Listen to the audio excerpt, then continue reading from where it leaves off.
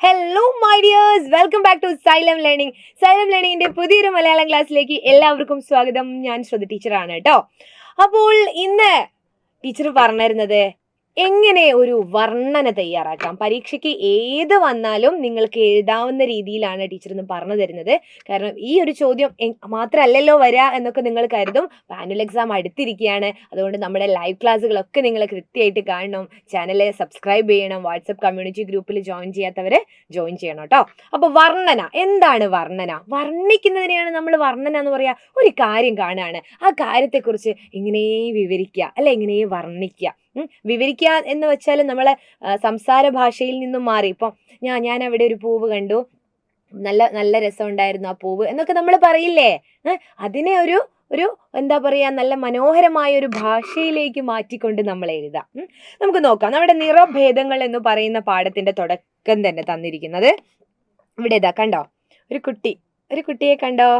അവള് ജനൽ തുറന്ന് നോക്കുന്നുണ്ട് പുറത്തേക്ക്. മരം കാണുന്നുണ്ട്, ഇവിടെ ഒരു പക്ഷിയെ കാണുന്നുണ്ട്, ഇവിടെ ഒരു പയർച്ചെടി കാണുന്നുണ്ട്. അതിനെക്കുറിച്ചൊക്കെ ഇവിടെ വിവരിച്ചിട്ടുണ്ട്. എന്താ പറഞ്ഞതെന്ന് നമുക്കൊന്ന് നോക്കാം കേട്ടോ. ജനൽ ചില്ലിൽ ആരോ മുട്ടുന്നത് കേട്ടാണ് മാളു ഉണർന്നത്. കണ്ണുകൾ തിരുമ്മിക്കൊണ്ട് ജാലകം തുറന്ന് അവൾ പുറത്തേക്ക് നോക്കി. ഞാൻ ഇവിടെ ഉണ്ടേ എന്ന ഭാവത്തിൽ ആര്? പയർച്ചെടി തലയാട്ടുന്നു. മുറ്റത്തെ കൊച്ചുമരച്ചില്ലയിൽ അമ്മക്കിളി അവളെ തന്നെ നോക്കി ചിലച്ചുകൊണ്ടിരിക്കുകയാണ്. ഇവിടെ ഒരു അമ്മക്കിളിയുണ്ട്. ഇന്നെന്തേ നീ വരാൻ വൈകി എന്ന് എന്നോട് ചോദിക്കുന്നത് പോലെ എന്ന് മാളു പറയാണ് കേട്ടോ. കുറച്ചപ്പുറത്ത് പുൽത്തലപ്പിലെ മഞ്ഞുതുള്ളിയിൽ ഒരു കുഞ്ഞു സൂര്യൻ തിളങ്ങി എന്നാണ് പറയുന്നത്. അപ്പോൾ ആ രാവിലത്തെ ഒരു കാഴ്ചയെ പറ്റി ഇവിടെ ഇങ്ങനെ വിവരിച്ചിട്ടുണ്ട്, ഇങ്ങനെ വർണ്ണിച്ചിട്ടുണ്ട്. അപ്പൊ നമുക്കത് എന്ത് ചെയ്യാം? ആ പ്രഭാതത്തിൽ, പ്രഭാതം എന്ന് പറഞ്ഞാൽ രാവിലെ അല്ലെങ്കിൽ പുലരി എന്നൊക്കെ നമുക്ക് പറയാം അല്ലെ. പ്രഭാതം, പുലരി, പിന്നെയോ പുലരി അല്ലെ, രാവിലെ എന്നൊക്കെയാണ് അർത്ഥം പ്രഭാതം എന്ന് പറഞ്ഞാൽ കേട്ടോ. അപ്പൊ മറ്റെന്തൊക്കെ കാഴ്ചകളായിരിക്കാം മാളു കണ്ടത്? അതിനെപ്പറ്റിയാണ് വർണ്ണന. നിങ്ങൾക്ക് ഒരുപാട് കൂടുതലായിട്ട് എഴുതാം. എത്ര മാർക്കാണെന്ന് നോക്കിയിട്ട് അതിനനുസരിച്ച് എഴുതാം കേട്ടോ. ടീച്ചർ എന്ത് എഴുതിയിട്ടുണ്ട്? ഇവിടെ തന്ന കാര്യങ്ങൾ തന്നെ അത് ഒരു വിവരണമായിട്ട് മാളു പറയുന്ന രീതിയിലാണ് എഴുതിയത്. ചോദ്യം എങ്ങനെ വന്നാലും നിങ്ങൾക്ക് ആ രീതിയിൽ എഴുതാം. ഓക്കെ അല്ലേ? ഇന്നത്തെ പ്രഭാതം വളരെ മനോഹരമായിരുന്നു. വർണ്ണിക്കുകയാണ്, ഇന്നത്തെ പ്രഭാതം വളരെ മനോഹരമായിരുന്നു. ജാലകപ്പാളിയിലൂടെ പുറത്തേക്ക് നോക്കിയപ്പോൾ സൂര്യരശ്മികൾ ഭൂമിയെ തൊടുന്ന കാഴ്ച കണ്ണിന് കുളിർമയേകി.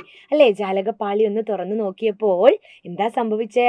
സൂര്യരശ്മികൾ, അതായത് സൂര്യൻ ഉദിച്ചു വരുന്നു എന്നുള്ളതാണ്. അതിനെ കുറച്ചുകൂടെ നമ്മൾ സാഹിത്യപരമായിട്ട് പറയാണ്.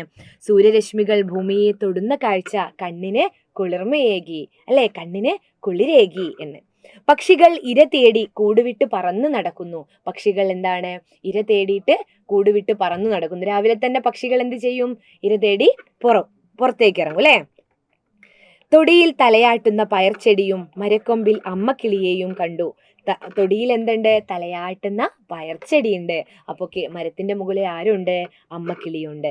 പുൽനാമ്പിലെ മഴത്തുള്ളിക്ക് നിറം പകരുന്ന സൂര്യരശ്മിയെ മതിയാവോളം ഞാൻ നോക്കി നിന്നു. എന്താ സംഭവം? സൂര്യരശ്മി നമ്മുടെ മഞ്ഞുതുള്ളിയില് തട്ടുമ്പോൾ അതിനൊരു പ്രത്യേക അല്ലെ, മഞ്ഞിന്റെ കളറ്, മഞ്ഞിന്റെ നിറത്തിന്റെ മുകളിലേക്ക് എന്താണ്? മഞ്ഞിന്റെ മുകളിലേക്ക് സൂര്യരശ്മിയും കൂടെ വരുമ്പോൾ ഉണ്ടാവുന്ന ആ ഒരു ഭംഗിയില്ലേ, അതിനെപ്പറ്റിയാണ് ഇവിടെ പറയുന്നത്. വിടർന്ന് മണം പരത്തുന്ന പൂക്കളെയും പൂവിൽ നിന്ന് തേൻ നുകരുന്ന വണ്ടുകൾ, എന്തെന്തു കാഴ്ചകളാണ് ഈ പ്രകൃതിയെ സുന്ദരമാക്കുന്നത്.